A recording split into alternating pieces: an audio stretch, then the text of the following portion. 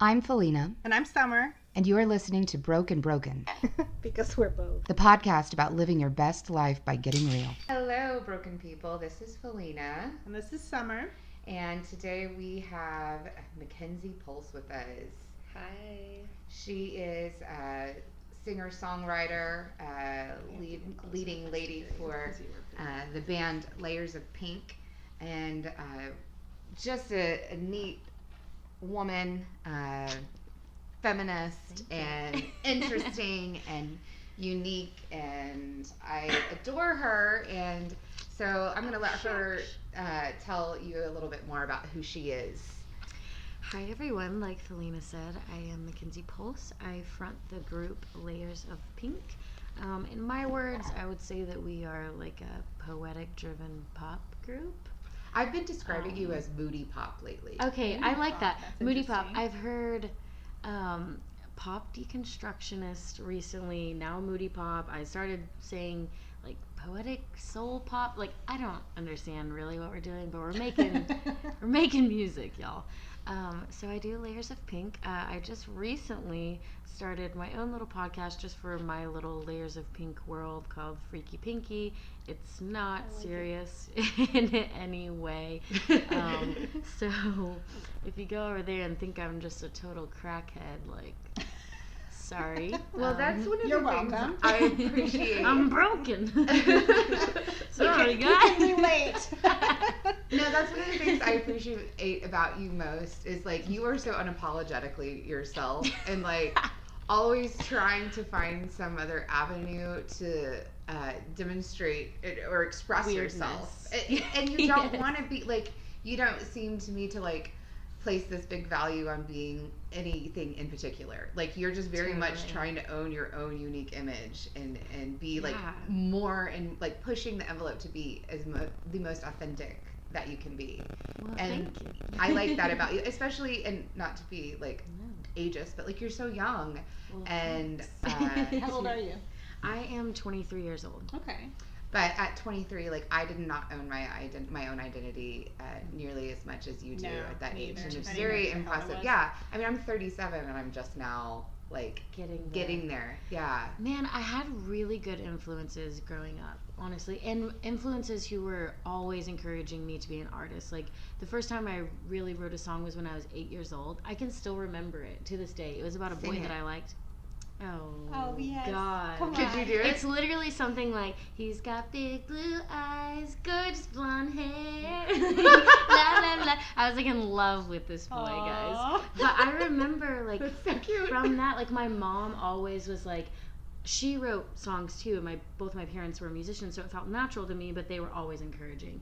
And like when I wrote my first song, that really kind of shaped up into like, oh, you can actually have some talent. Like, I think I was around 13, and obviously like that song would not, I wouldn't play it or put it out there now, but my mom really latched onto that, and she was recording an album at the time, and so she just connected me with some people who became my mentors and paid for guitar lessons that were basically someone's just teaching me a bunch of stuff. And so by the time I was like 18, 20, at least in like the realm of making music, that was probably the most developed part of my identity, and the rest was actually just a hot mess.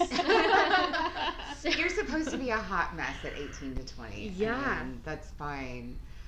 I need to get out of that because I'm still waiting on that. So what were some of the things, like, so you had focused a lot on developing music at a really early age, and I know that you're a preacher's kid, which Summer's a me preacher's too. kid too. I have a whole Yes. episode about that. You should listen. Both ends. Both my divorced parents are both pastors, and Wow. so oh god. That's so crazy. My But I know sympathies. that just from our previous conversations that's been influential in your music, and then like in your Definitely. self like discovery over the last few years as well. So if you want to talk about Yeah, that. absolutely. So the hot mess part honestly was mainly surrounding religion, and I don't know if this was the same thing for you being a PK. But What for denomination are we talking here? So my mom was non-denominational, Okay. but the problem was that like, problem, God, I hope my mom doesn't listen to this. She won't. The closer knit people were very, I don't know where you would put it, because non-denominational, they don't really address like speaking in tongues and things like that. But I remember like I'm like 8 years old and I'm like speaking in tongues, Yes. air quotes. Same. We so- had a huge apostolic core in our Yes. interdenominational quote church. Yes. And then my real dad, he is very extremist. I mean, like, he's the kind of guy who cannot be in a church. He has to have his own church. He's a huge narcissist. Yes. So even if There's it's a lot like of those. 5 people, like, he will just have his own church. So when I was 18, like, I'm only 23 now, and I'm just now starting to, well, probably in the last 2 years, really find my grounding in what I believe about the most basic things in life, because at 18, like 17 to 18, I started having anxiety to the point that I literally thought I was dying. Like, I would just, my vision would go out randomly, and I would like feel a loss of reality. Like when I, Yes. okay, so I'm going to talk about drugs for a second. I have only done psychedelics a couple times, and the transition out of like our reality and into like a trip or an experience or whatever is literally like the random symptoms that I would have throughout the day. That's So pretty intense physical symptoms Deep with anxiety. was- disconnection with reality. yes, like I really was like feeling like I was losing my mind, because for a long time a lot of things didn't line up with me. I would attach to like the very loving things, and then I would be very like questionable about like mission trips and evangelizing over just building things or Yes. connecting, or you know. And I think it really spoke to me. Music like came through everything, because I learned to have a relationship with music that was spiritual from the beginning. Right.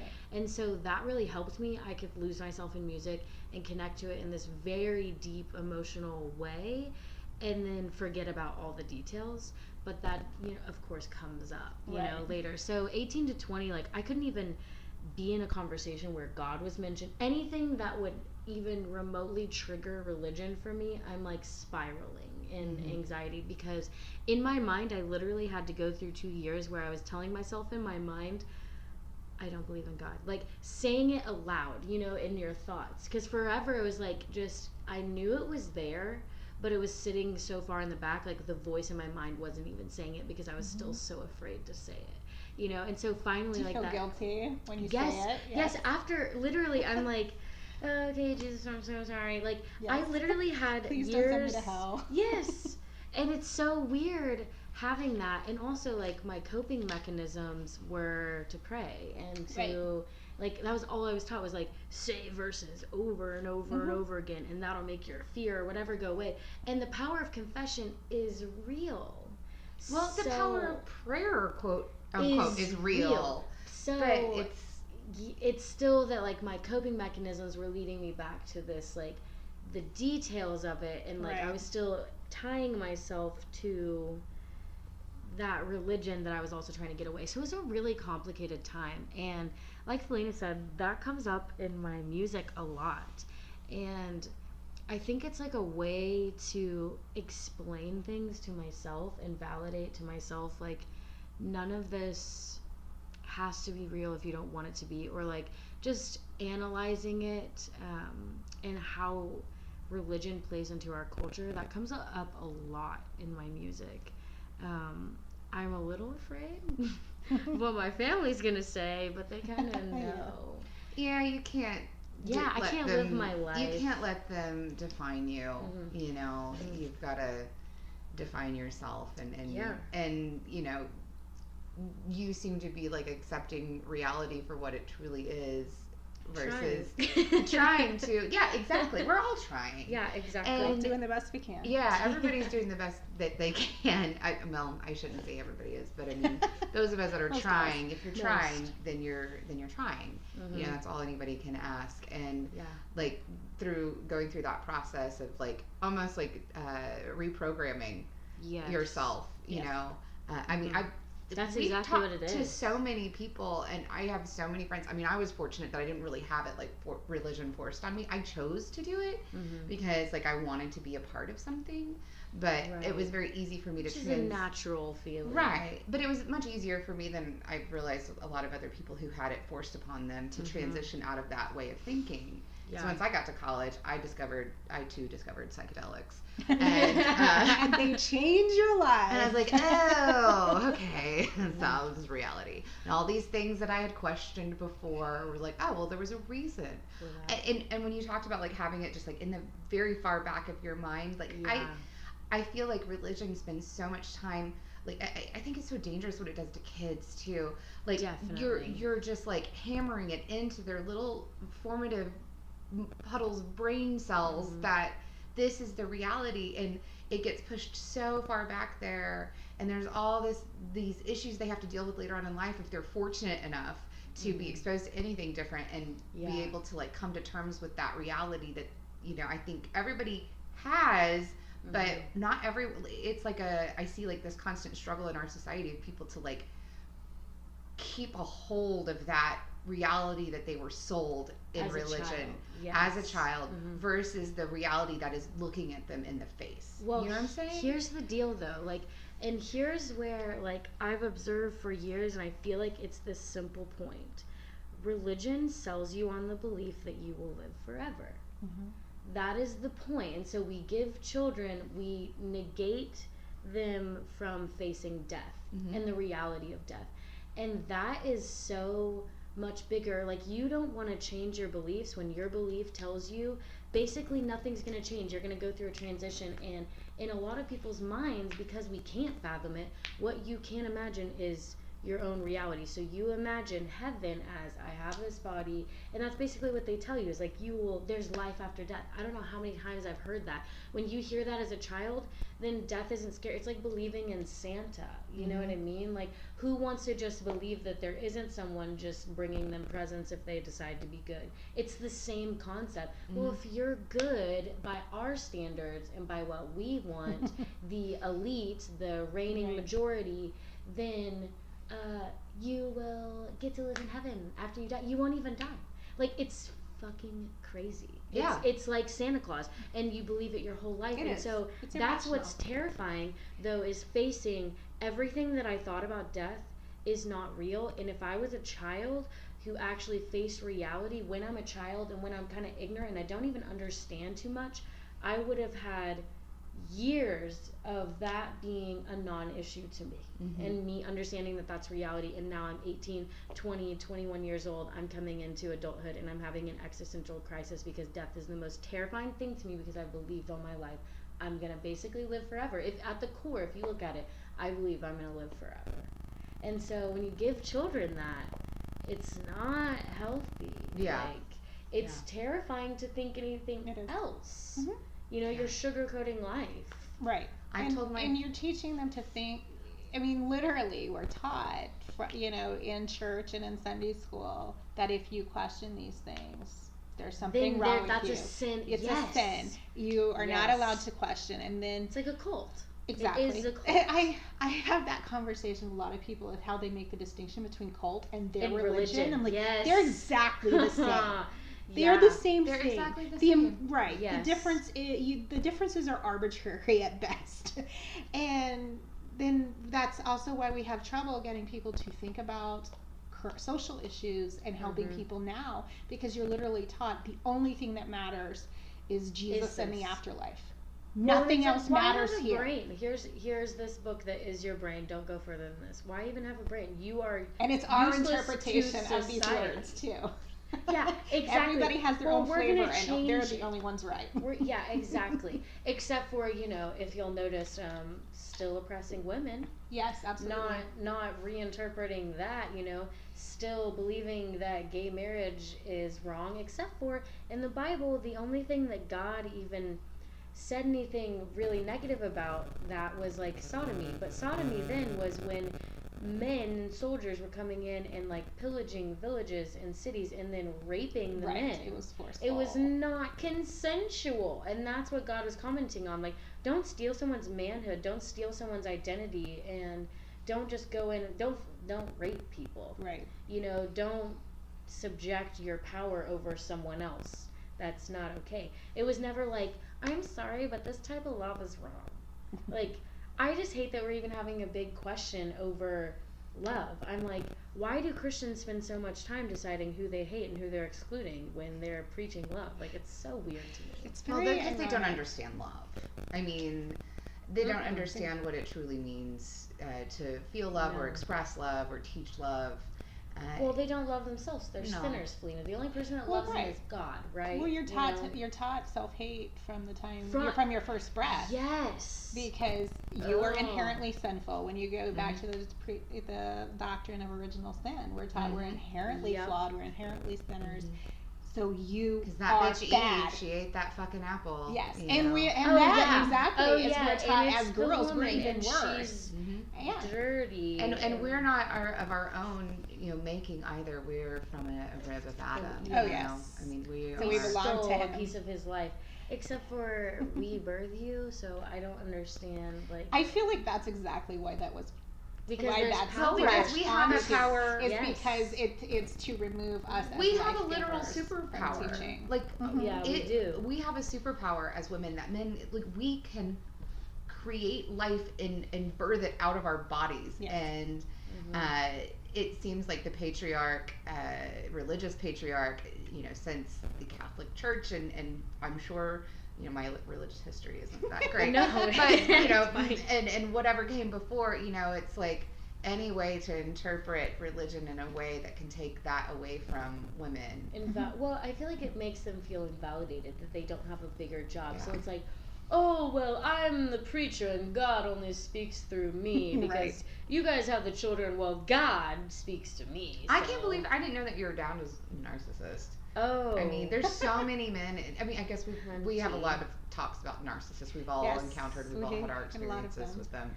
But This is my last interaction with my dad. 2 Februarys ago, he started sending me Jesus podcasts, right? And we didn't really talk. We didn't really talk very much because he wouldn't talk to me when I was at bars. He would, like, playing shows. He'd be like, "You're wasting your life, and I can't believe like you're doing all these things or whatever." He would, like, call my mom and be like, "How do you love her?" Like, Nice. my mom's just like, come on, you're like sick and twisted. Which also is kind of why I started to have a different perspective of religion, because my mom was validating to me that my dad was not right. And so then it was like, oh, you're validating to me that things can be not right in this. And then I just started objectively looking at things. you start using your brain Yeah, exactly. And instead of your going- faith.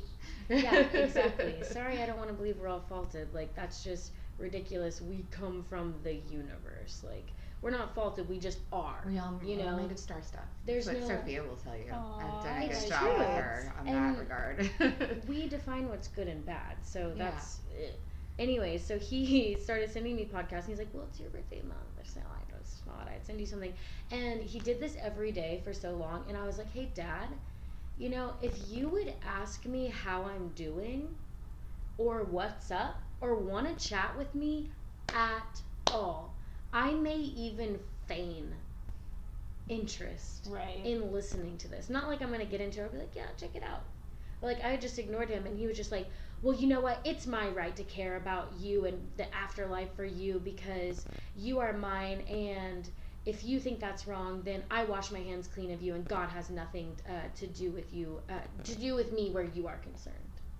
Exact fucking last words. Like, What a fucking I always psycho. What find a that psycho. fascinating how people think If that you are God not the doesn't want you to have anything to do with your children because they won't.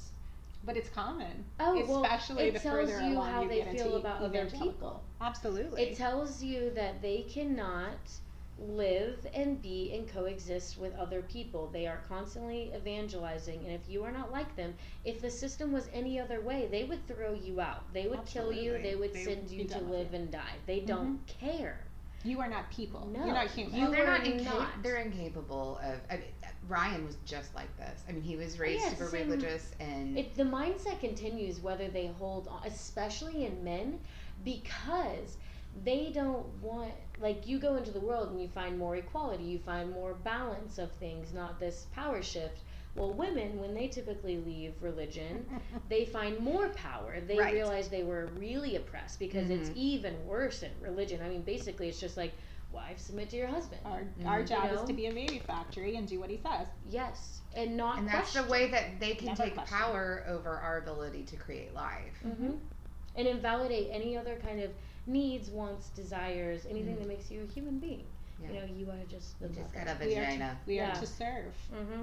God has called us to serve. Yeah, I could not even count how many times I heard that. Oh yeah, the whole dialogue, and that's my other thing too. Is like the dialogue and the way they speak to each other is so cool. Like I just Yeah, I mean, you get your own. There's a whole language Well, and involved what that they people don't- from outside the teaching They're aren't like- even going to understand. And you don't Yeah. even realize it when you're in there. No, you don't. Especially when you've grown up with it your whole life. That's Yeah. your life. Did your church do where they call each other brother and sister instead of their name? Yes. I never noticed it growing up until I got out of it, and then I realized how fucking creepy that is. And I'm just like, what is all this? Yeah. Well, and it why was don't you weird. call people in the rest of the world that? Yeah, that You was know? going They to don't be my count. thought because I was They like, don't. Because they okay, don't count. everybody's a brother and sister. But they You know? don't. Yeah. No. They don't. You Like, have to think like them in order. And one thing I never understood because like I said, it wasn't really forced on me. And one thing I always thought about was like, okay, I can sit in church next to someone and we can all have been brought up in the same church and told the same things our entire lives, and we're still going to have different interpretations of it. So like sitting right next to this person in church who maybe like we had the exact same experience growing up is still going to think differently than I Yeah. do. So how can you choose any one religion? And that was kind of how Exactly. that was my exit from defining myself as a Christian, because I did for a long time, but once I came to that realization, I'm like, well, if you've got a whole, like, if you take that idea and, largen it to where it's like, okay, well, I'm sitting on this side of the world and there's somebody sitting on the other side of the world, and if we were all lined up together, our beliefs could just differ just a little bit to where you get all the way around the world and it's going to be totally Completely different. And again, we're all trying to get to the same place, but we've got our different chosen paths. So at that point I was like, I picked no religion because Yeah. I believe there is an energy source. There has to be some Yeah. sort of life source that fuels this reality, this existence that we're all experiencing together.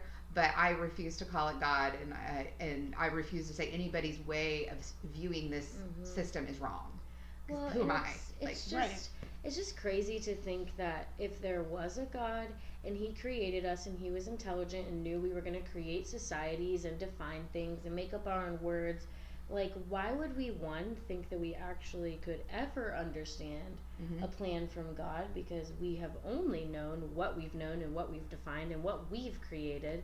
I feel And like two, it's why would he super care? narcissistic for us to think that we can understand God. and But and that's how all the this thing, we works. see God in our image. Why? Right, we're creating that. because But- we're projecting that. No, we don't That's see what I'm saying. we Yeah. don't I feel see like God it's in our ego. image though, because did you ever see God as a woman growing up? Right. I actually questioned that a lot, I and did I was too. told, and of course they're like, no, that's God wrong. doesn't blah have blah a blah. gender except for oddly all, Jesus. Except is you're calling him clearly father. male. Exactly. Exactly.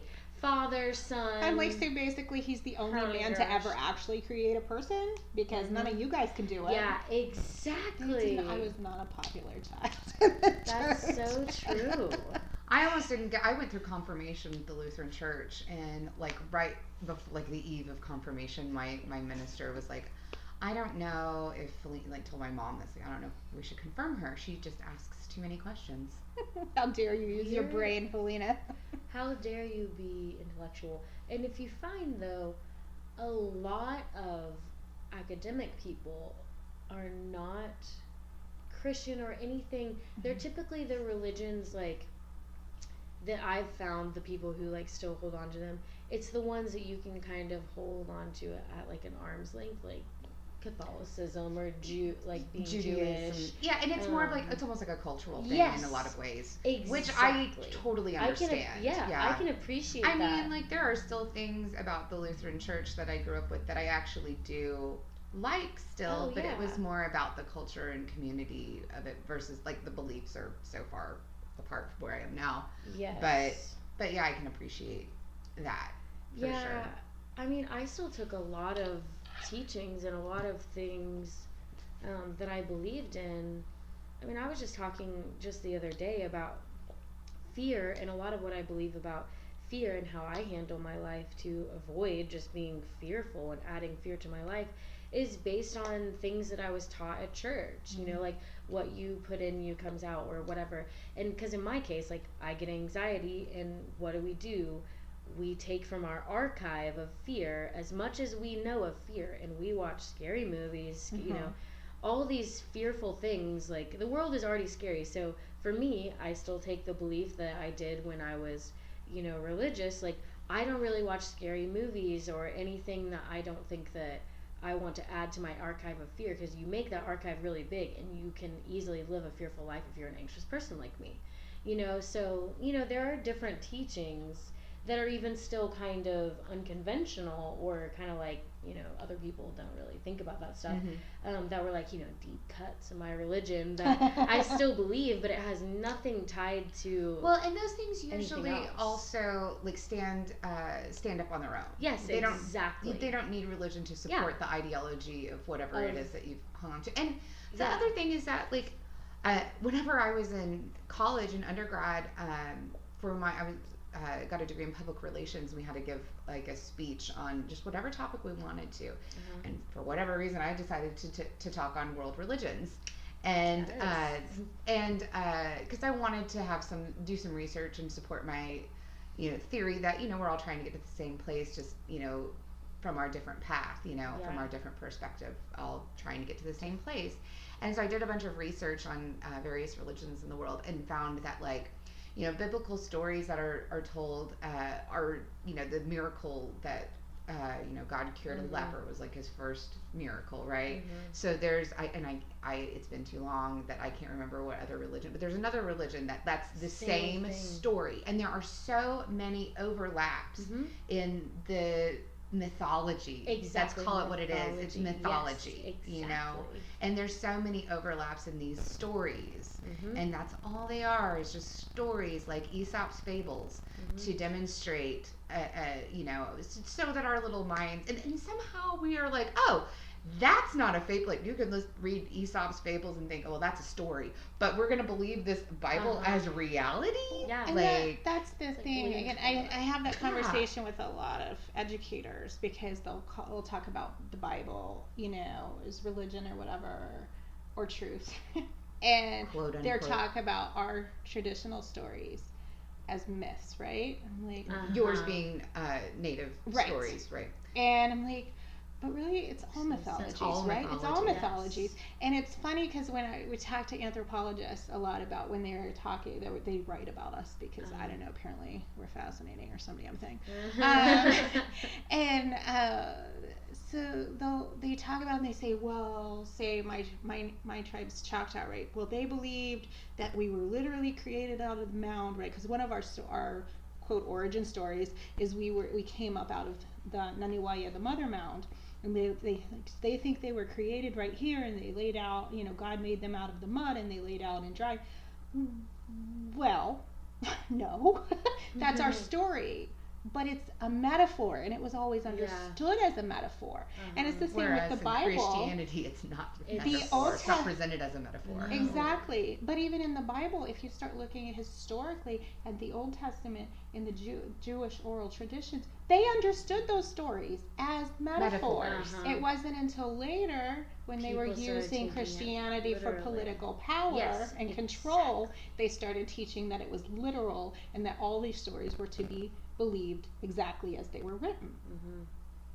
Which actually you lose most of the meaning of them when you do it that way. And that's just insane. Yeah. That's just insane. But you're right. I mean, it is politically motivated, and people who are so ingrained in their religion don't realize that they're also being brainwashed by, like, the GOP. Because they don't bother to look at the history. I mean, the Council of Nicaea, the Bible as we know it now, was crafted by Constantine for political reasons, and he didn't hide that. Like, that's documented. But if you bring that up in church, they will kick you out. I have been prayed for more than once for this. God.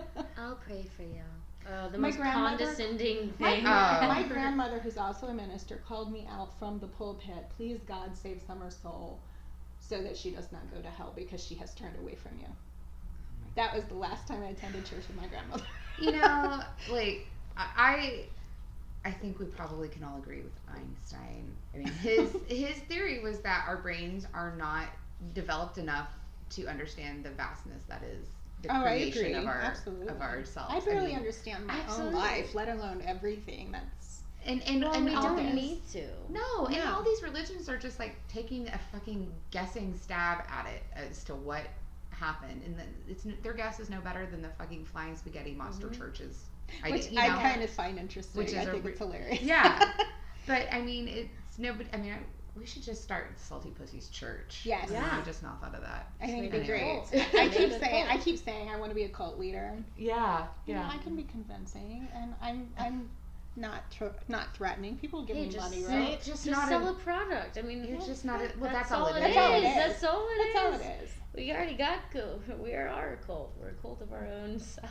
That's right. Head of the Church of Summer. Yeah. So what were you taught about sex?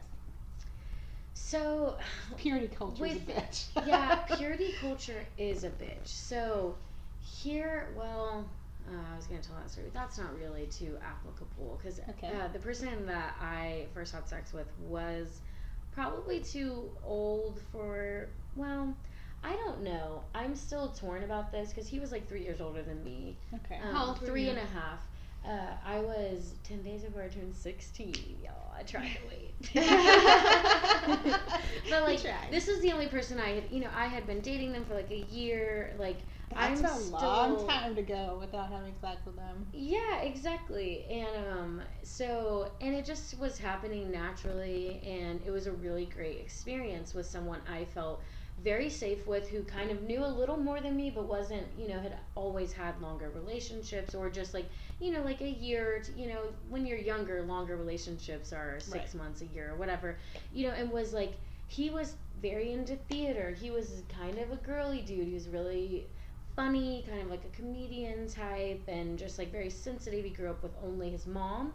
His dad killed himself when he was like 4 years old. Oh, wow. And so he had a very strong female influence, and I felt very safe with this person. Mhm. Definitely my ambitions were much higher than his. So by my senior year, like, this is the thing, I dated him from freshman year to senior year. But when my parents found out that I had sex with him, they like called their cop friends, Right. and like What? had them come What the over fuck's the cop gonna do and about talk it? to me. Well, he had just turned 19, and I So- was just turning 16. And so we were literally like a month apart in like our birthdays. And so that was interesting. I definitely got caught a couple times like watching porn, and they were just like, this is so dirty and bad. But it's like, for me, I would rather teach my children that they can explore their sexuality on their own and find pleasure on their own, in their own space, in their own privacy, than teach them, especially women, that you're going to have to find it sneakily and with another man. Because here's the deal. Boys are going to go in there and they know themselves, and they are told to be more confident. And so typically, like, if you don't know what you're doing, you're going to find someone who's already done it, and then they're going to tell you what they want. And then your sexuality is now defined through their fantasy of you, or what they want from you, Right. and not you finding in yourself what you like, what you want, how you express yourself, knowing your body. Like, think of a woman who, 15, 16-year-old, whenever you start becoming curious, feels free enough to, like, take care of herself, explore with herself, find her own sexuality in herself on her own time. And then when she feels a good enough connection with someone else, she knows, like, this is how I treat myself, and this is how I respect myself. If you're not going to do that, I'm not going to have sex with you. I feel like it would save women so much trouble. Oh my god, Absolutely. I was so So much promiscuous. I was so, I mean, Oh yeah, whenever, because I wanted to, like, you want to learn what it is. well, and I was pretty sexually advanced for my age, and I like didn't inherently feel shame for it either. But I was didn't told, as a child. I was told to or feel shameful for teenager. it, though. Like, as a teenager, Mhm. I knew I should be secretive because I was being told that I should be ashamed of the things that I was doing. Yes. And the truth was, is I had nothing to be ashamed of. I Yeah. just was more sexually advanced and more curious and open than other girls People. my age. Me too. My entire friend group, actually. Oh, me I was too. like- Yeah, I had like one other friend who I could be open about that kind of stuff with, but for the most part, I couldn't tell anybody the shit that I was doing. Yeah, You know? I couldn't really either. But I didn't feel shame about it until after I left my religion. Really? Actually.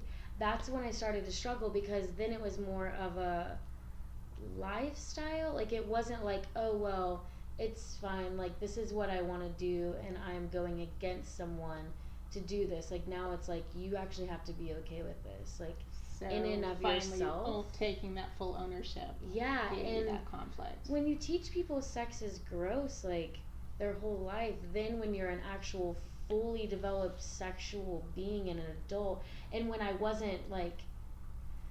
wasn't like just exciting and new anymore, then like I had these like weird feelings of like just feeling gross sometimes after, like immediately, but then feeling fine 5 minutes later, just this like gross, like, stop touching me, get away from me right now. I felt that before too, but I actually usually attributed that feeling to later on recognizing that the men that I was with weren't respecting me. Well, that, and for me, it's like kind of tied to like body issues too, like just this like heaping feeling of like from the world. Also, they tell us like, you know, they kind of like invalidate you sexually if you don't look a certain way in our culture and like the imagery of our culture, and so you don't really see a lot of normal women or women outside of one version really talking about sex, promoting anything sexy or sexual, or just like championing it and like being real, unless you go to porn, which is very extreme, and it's such a male gaze. Yes. Like in Yeah. a lot of porn, if you're looking for feminist porn, Erica Lust. She's really, really awesome. I really like her. Like, dudes, like that's the thing, is that dudes would actually be okay with understanding female sexuality and female gaze, but they've lived in a world where it's been 100% male gaze. Yes. And extremely male gaze to like certain fetishes, like certain size of women and other things. Like, men are pretty boxed in for what we give them for their sexuality. Like, I'm like, it's sad To the that point where it interferes with a normal sex life for it some. does. I've been with men who absolutely could not function normally Yes. because They're so it's so tied limited. to that imagery. And then it's shameful if you get outside that box. It's been so Yeah. interesting. Like, I've had so many phases of my life where I've been single, and I'm, you know, like almost approaching 40 now. Yeah.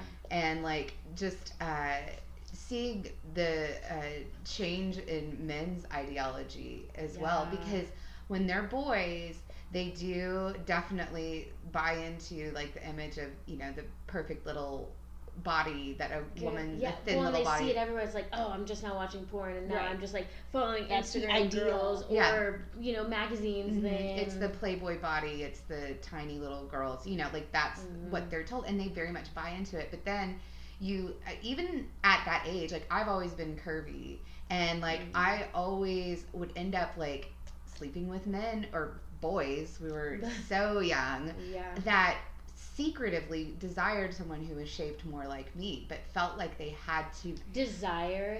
Yes. they had to and present others. to the true. world That that they would have a girlfriend who was, you know, more, you know, quote unquote like perfect They had than the trophy, but Right. that's not what they, Yes. but what they wanted. desired me, and I was curvy, and I was Yeah. Latin, and I was different, you know. Well, and they probably had a connection with who you were as well.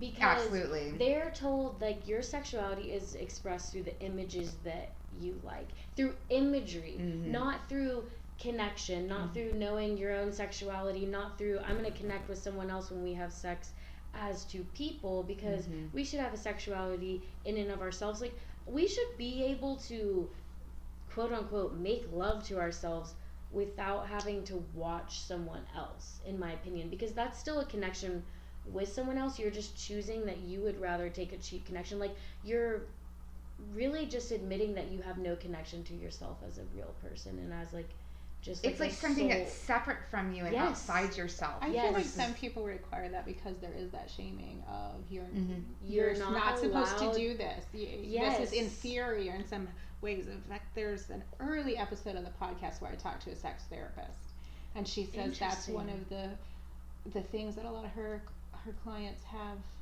They come in with they've been taught all this time that what does she call it, self sex or sex with yourself is somehow inferior, so it's inherently shameful. It should be and the so then they first don't thing you even learn. know what they like, even though they've been masturbating forever. But they don't even know what they like because it's been just like let's hurry up and get this done because watch it's shameful. something or exactly. And so they don't even explore or know, and then you take that into sex with partners too, and it's just makes for a dissatisfying. Well, experience. and when it Yeah. is shameful, you gravitate towards shameful, objectifying like things that turn you on because Yes. you're already shamed in and of yourself.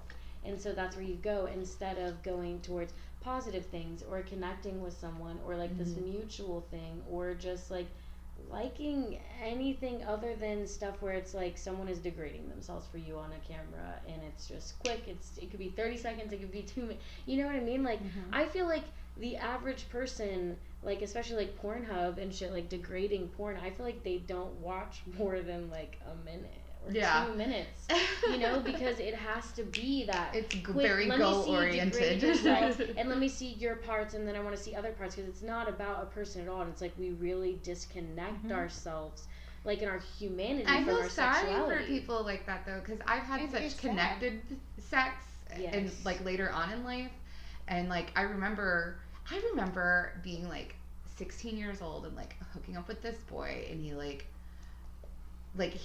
I remember asking him, like we had sex and it was like not satisfying for me at all, and I remember asking him if he would like satisfy me after, and he wouldn't do it, you know. Interesting. Yeah, it was so one-sided, and now Well, like that's what they're conditioned to expect sex but to be. now like 20 years later, I am like making sure that I get mine Hey, first. yeah, And you are gonna, and I don't even want to be with men who don't find it No. appealing to satisfy me. Like, Well, because they're that's never about the coming image. back if that's what they That's do. about the Like, I'm not image even of giving them you. a I second had a woman with these parts who look like this. Not, hey, I'm having sex with Felina, which With. includes This isn't her. something I'm doing to her. To- This is something but we that's the are thing doing is, like, together. yeah, I definitely like am pretty picky about my partners now, and that they must be interested, and I because That I am seems too. like common ground. That Like- should be like, if you Like, should of course want to that. pleasure me, like to find pleasure in giving that pleasure, you know, like, and that's what I do. Like, I find pleasure in giving that, but I want it to be mutual. Yeah. You know, And it is a scary thing to realize that a lot of men are going about life and their pleasure is absolutely separate from ours and can easily not even include us but ours typically, if we're gonna have sex with a man, he's like I want you to. you have to be You have to enjoying this be in some way there. to Yeah. like even Right. be into me. Well, yeah, you because know? my brain is like the thing that needs to be turned on. Me too. You know, like I am, and it took me years to figure that out as well, which is Because we're something not that, taught that. Well, that's we what I was should gonna be say, like, teaching that them is when something they're that- growing up. Connection. Yeah. I like this person. It turns me and on. you want that I to enjoy share them. more of yourself with someone because you have that connection. Yes. You know, like that's Not where because it should hey, be you rooted have in. nice tits. Yeah, there's a million nice tits in the fucking world. Like, Yeah. look them up online if that's all you can see is like this image like thing. Right? Yeah. Like that. Like, I know. I couldn't imagine just like hooking up with someone anymore just based off how they look at all. I Like, can. Really? And Mister, do you love me the other day? I'm like, Well, we online that's date a not lot what now. this is. well, I'm in a much different Because- place. But I think that's because because of my trauma and stuff, I have Yeah. compartmentalized Different. needs as far as sex. Sometimes I need a partner that I'm connected to. Totally. Sometimes I need a disconnected partner because there's a compulsive sexual component to the borderline personality as far as dealing with the Yeah. trauma. And so, like, I don't want to have when he texted me, do you love me? And I'm like, I don't even want to have this conversation. We don't talk for a reason. Right. You are not.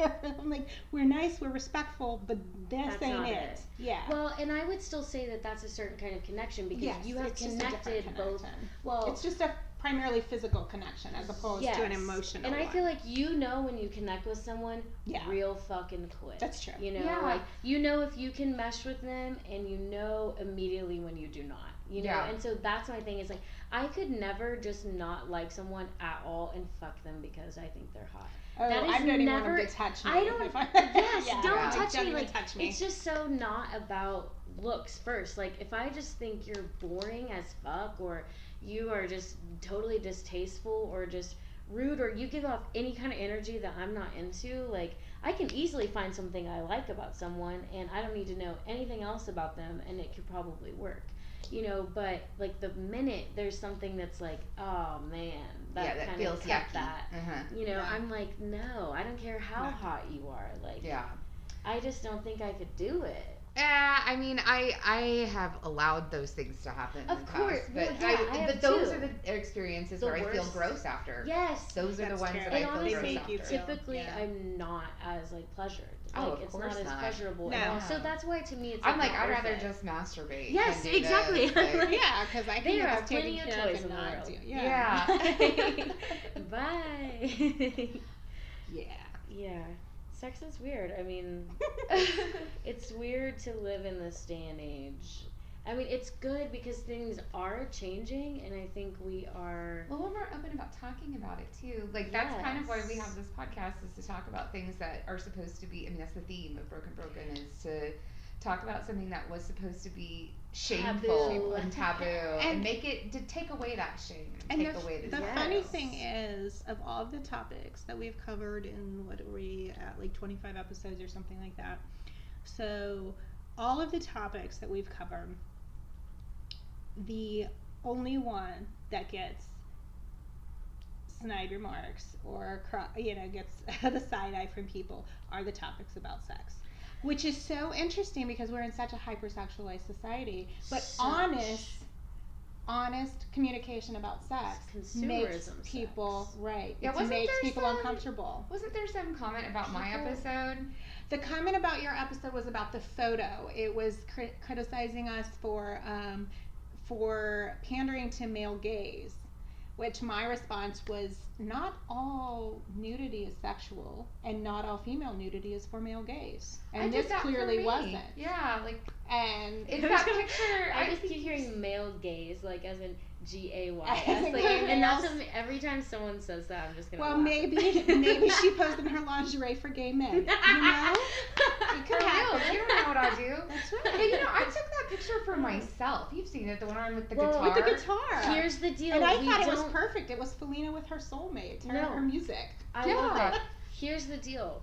We don't like women who are owning their sexuality. Exactly. That's the thing is, her picture was her feeling good Mhm. about I was. herself and Yes. her claiming this is what I want. But it wasn't actually in some model-esque selling something just Right. like this ridiculous, and so that's when things get commented on. We don't want to see women feel good about themselves unless Exactly. it's the models who are selling us something. Yeah. It's Mhm. so ridiculous. We want to like believe that real women are like not sexual. And this is the weird thing too with men. They're like, "Oh, well, I should be able to see all these things, like all these women and all these things, but you should not be able to express yourself in the women like the women that I want to It's look the at." Madonna and the whore thing. You know, a Oh. lot of men can't be with a woman who is both. They True. like I know so many men who like cheat Like, on their that's terrible wives. sex. I mean I know men I have been the side girl many times Oh, yeah. because of this. Because Because he's it's the- connected with her, but he can't be the sexual Because person he can't he wants to be she's with the her. Madonna. Sexualize her. You're the whore. Mhm. Yeah, like I get that too. Like I'm But always that's a male problem. Yep. And that's such It a absolutely gross is, part and of I our feel society. bad. And I feel bad for him. Both of them. Mhm. Him Yeah. and her. Well, it Because makes I'm me like, feel you bad guys for- don't have a complete and I always told him I think you need to go to therapy and deal with this because the They do- problem he is does. not your relationship with your wife. Yeah, The problem is in your you- own head. It's not your And you wife need to isn't deal with sexy that. enough or whatever. Like, you have to give someone room to be who they are, and if you cut them off, and if they can see how you view women from your day-to-day life, if they can see that what you're looking for is always something else on fucking line, and it's always this thing that's being sold to you and is over the top, that woman is going to see that what you want in women is an image. You don't want to see them as a full human being, so they're never going to feel fully expressible to you. Well, yeah, I mean, like, the situation that I'm thinking of that had happened to me, like, the guy's wife, I'm sure doesn't feel like a whole person, you know? Right. I mean, I'm sure she is both the Madonna and the whore. We all are. We all Of have course. both But you those have to parts. feel They okay have to give expressing you- that And together. I feel sorry for her because she's not going to be getting, she's probably not getting that desire from him that Right. she craves because he's giving it everywhere else because he can't see his Well, own and wife in that who way. wants to give someone a part of them when they can see that their man is looking on? Like, if you view women in just like this image way, you can't be a person, and so it's like, that's not my real sexuality, so sorry, it's not desirable to me to just wear lingerie for you or bend over for you or do all these things for you. Like, that's not actually me as a person. That's me looking like something else. That's not even a I'm an connection with object. me. Yeah, that's I'm your Exactly. masturbatory. But thing. I'm you not a or person. someone else is not the person that lives with them and sees how they treat women, and so Right. they know that they can come to you and go, oh, well, I can see that whore in you or whatever, but that's still not seeing you as a real person, because it's No, like, oh, well, it's you're not not. an option to have fully. You're not the mother. It's like, most men do not see us as whole people. No, Right. It's your exactly. objectification. They Exactly. can't see Period. us as Yeah. people. They But you want to know- coexist with us, but then we can't have our own sexuality, so it's crazy. Yeah, like that comment about my photo, it's like, okay, well, you're objectifying me by seeing it that way. I didn't Yeah. create it that way. Like, this is I'm a whole person, and like, this is how I choose to represent One that myself. wasn't a sexual picture. No, Well, I mean, it was wasn't. somewhat, but I mean, it was But beautiful. it's not, because you know what's sexual? Here's my fucking pussy. Right. You know what's sexual? Like, here, like, I'm like bent over, like, Like, come fuck me. you right know, now. exactly. It's Like, not- you know, when, like, we live and breathe under these clothes. Did you guys know that? Right. Did you guys know we have But actual any bodies? female nudity is considered sexual. You're being sexual because I think you're attractive. Like, yeah, that you're also. telling me yes by posting this, and I Yeah. feel like I should be able to have you. So you're coming, like, you're tempting me in some way. I can't appreciate you. And I was thinking about this last night. I was thinking about this too, honestly, looking at you, because I was watching Felina play last night, and I was like, man, you have nice tits. I'm like sitting, but here's the deal. I literally thought, what if we lived in a world where, and I even know that it's still uncomfortable to this today, that I could go to a husband like, oh, that's sexy, without wanting to have sex with that, or without even thinking anything else. Like, we just can't identify something that is sexy without also wanting it and thinking that it should be ours. And I think that's a male thing that women take too, because they know that's how men think. If I think that that's sexy, or I can go, that's sexy, that is a sexy thing. It's not from a respectable place of, that's sexy, or that person's sexy, or, you know, oh yeah, she has like a sexy dress on tonight, or like that's really flattering, or this or that. Because if they think that, it's like they're taught, if you think it's sexy, it should be yours, and if it is sexy, then that means it is there to be yours. You know, that those Yeah, you're tits are entitled there. to it. So if you but then it's your problem. Then it makes it the female's problem. Well, if you show it, then you're saying yes to all of them, because we can't just acknowledge that's sexy, Well, and that's beautiful, but I'm not trying to have sex Absolutely. with you. I'm not, pursuing Well, you. and that's why I like owning my own sexuality very Yeah. publicly. Especially like the older I get, the more comfortable I've gotten with that. That's why I wrote that song I wrote. It's like going out on the town, got my and high that's not heels even- on. Don't flatter yourself, baby. This is for me, not you. Because Right. like, I'm doing this for me, and that's I'm what going men- out there to find someone I want. This isn't. Or- these are not or all just yeses feel like to it. you. Or I just like how Just I feel look. like it. Like, Right, like you know? I find that even in critique about makeup. You mean men have told me you don't need the makeup? I'm like, what makes you think this shit was for you? That's the thing, is they I think put it's it for on them. because That bothers I me. like the way I look. I like being able to alter the way I look because it's fun. Yeah, I also 'cause have I purple want- hair. I didn't think about you when I did this either. Yeah, like You none of know? this has Yeah. anything to do But with they you, think it's motherfucker. all Like, about that. Yeah. How we dress, what we wear, where we go, how we Everything walk. is Everything's everything pointing is a to them. yes to them. Yes. Everything is a yes. We are walking, talking questions to them, and that is a problem. That I is a should be a problem. period. I should be a like command. Like I am myself. Period. Not am I yours? Right. Yeah. Like I don't Or walk could I be around later? Yeah. like my tits are not a question mark for you. Like you can go, hey, that's attractive, that's sexy. But if they have that thought, a lot of them, it's like they can't separate like, oh, that's sexy. Now I want that. And it's like Mhm. because you see that online every day, because you see that in magazines every day, because you see this and you know for a fact that it's put there for you, so you think every time you see it that's for That you is and for that's a them. yes. Mhm. That's not a yes. This is not Sex a is you. so complicated. The attraction and relationships between men and women, it's so complicated. It's so rare to find a man as a straight woman that can Do have it all. see you in As a your person. whole person. See, my first boyfriend though, like he was like that, and so I had a really wonderful like sexual experience and like growing up. That after that, I was like, what the h? Like, Well, you made a good choice with your husband. He's Yeah, of also like course. that. yes, he is. You know, we're fortunate. I feel fortunate to get to observe the relationships that are in our Little creative yeah. collective. Because Perthiva Definitely. and Craig and Jeremy and Lauren and you and Dustin, like all the women have found and men have found these like great matches. Yeah. Women that they see you as a whole and are respectful, and Definitely. I'm just glad I get to be friends with these guys. Yeah. It, Gives you it, good examples of like, yeah. okay, this is what I can expect. yeah, I'm like my standards have gotten much higher You're like, since I have become a part of this group and been exposed to what a quote unquote healthy relationship looks like. And well, and I shouldn't even quote that 'cause it's healthier real. men, healthier men towards women. Yeah. And because a lot of men, they can be healthy in a lot of their lives, and that's all we judge them for. We don't grade them on how they actually think about and treat women and what their actions actually mean towards their beliefs about women.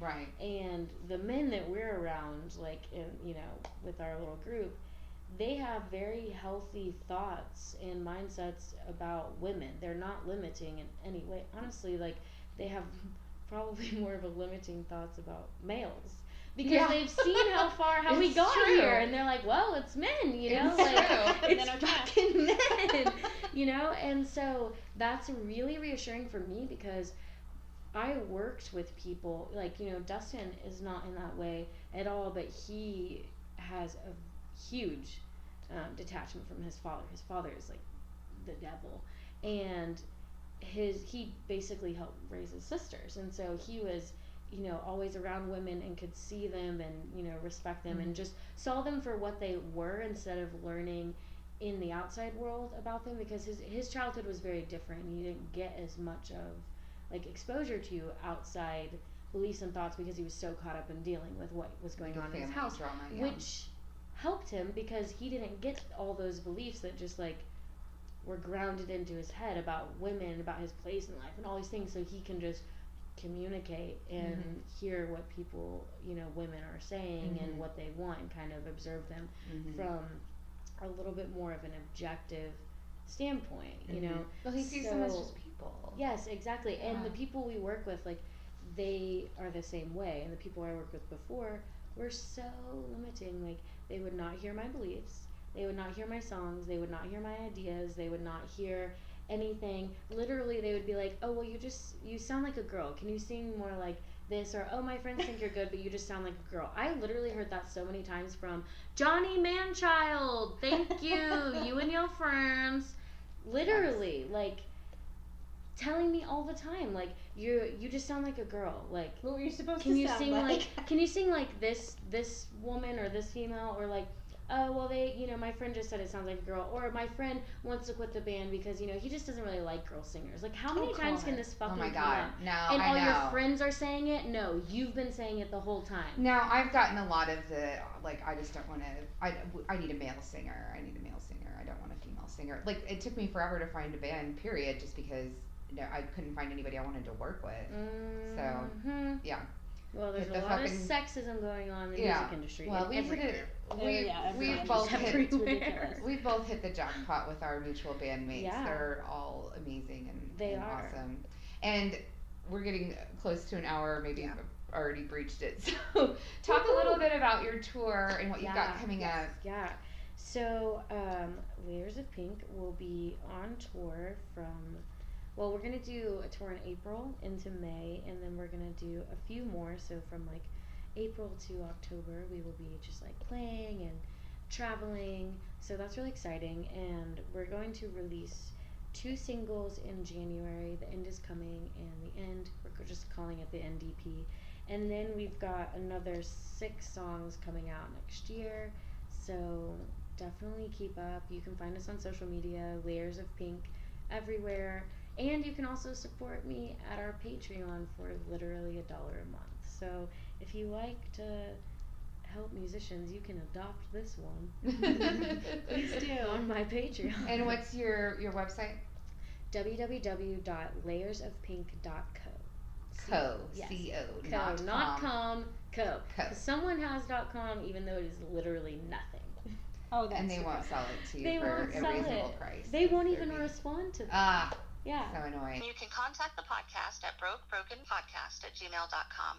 The Broken Podcast can be found on Twitter at Broke Broken Show, on Instagram and Facebook at Broke Broken Podcast.